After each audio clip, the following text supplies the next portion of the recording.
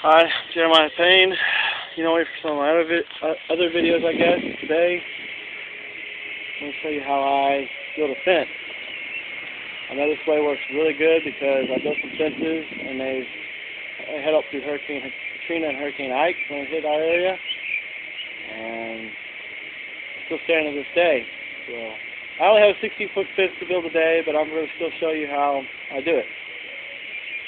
First thing I do is I dig the holes for the 4x4s.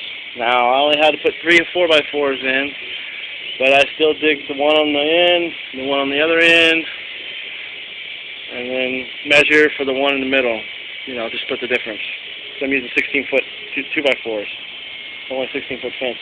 What I do is I take a 8-foot 4x4, so I dig a hole in the ground, a foot deep. Then, you know, once it's positioned right and everything, then I take my post hole digger, my hole pounder over there, which you see on the ground over there by that tree, and I put it on top, and I pound it in the ground till it's another foot in the ground. So it's 2 feet in the ground, pounded in a foot, so it's standing 6 foot out. I do that to all 3 poles. But then I do not put concrete in until the job is completely over, because the problem with putting concrete in the holes on the 4x4s before you're done is concrete stays green for a while. And if you put concrete in the holes and let it set and get hard, and then the next day you're coming over and nailing stuff in it and everything, and it moves and it breaks loose and not a good seal. That's why pounding it in is so much better. What I'm going to do when I'm finished is I'm going to mix the concrete, put it in the hole, and fill it in with some dirt. And it's going to dry hard. It'll be better than ever. But what I do first is once the 4x4's in the ground and they're level, then I take the put the 2x4 on the bottom. 2x4 you see down there on the bottom. And put that one in. I'm going to put the one on the top. Of course, it's all level. I measure and make sure everything's all level. And then I measure, split the difference between the top 2x4 and the bottom 2x4, put the one in the middle. Once the 2x4s are in, you can see, then I put the corral board in, or the rot board in on the bottom. But how I do that is because I lay my 2x4s flat like this and now I'm straight to the 4x4, because they're stronger that way. The wood's stronger this way than it is if you turn it like this. It would start to bow and sag in the middle. This way it's stronger.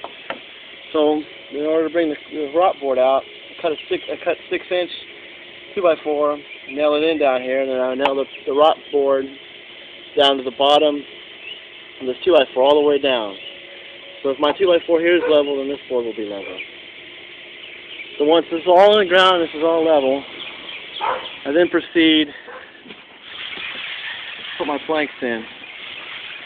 And what I do is there's no guarantee this one's level, if this one's level, so I put this one in and I put a level on it. And the idea is to make sure there's no gaps in between any of these boards. So what I do is I have to maybe split the difference on the first one, make it level, and after that I butt them all up against the next one. And then when you put your nails in, you want to put your nails in the middle of the 2x4, and you want to make it in a nice, straight, even line, because, well, it's all about looks with the customers. On all 3. You can use nails or screws. I was using nails today. Put nails in, and the fence will look like this. If this video looks crappy, I'm sorry. I'm doing it off my phone. But I didn't put the last board in so y'all could see what the end looks like. And here's what the back looks like. And I would do this for, you know, all the way around someone's backyard. After I cut this one and put this last board in here on the end, I'll put my concrete in the ground.